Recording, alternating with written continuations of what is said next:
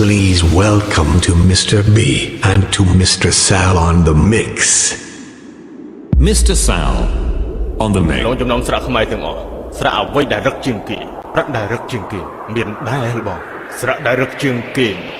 គឺស្រាក់នឹងហើយ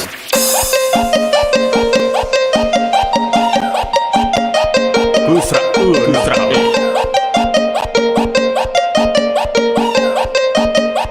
គឺស្រាក់នឹងហើយ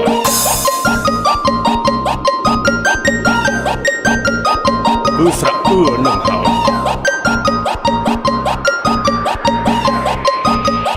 គឺស្រាក់នឹងគឺស្រាក់អ៊ំនឹង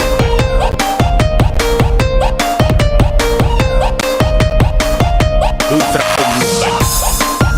គឺស្រាក់អ៊ំនឹ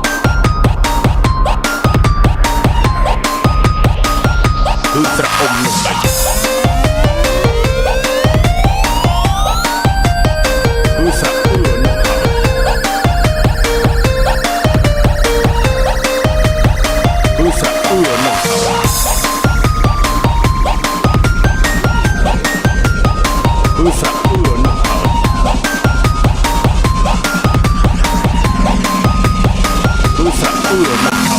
Please welcome to Mr. Sal on the mix. តើស្រាក់អ្វីដែលលក់មិនដាច់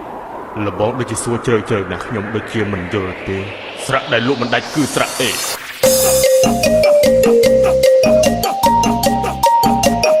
្រាក់ដែលលក់មិនដាច់គឺស្រាក់អេ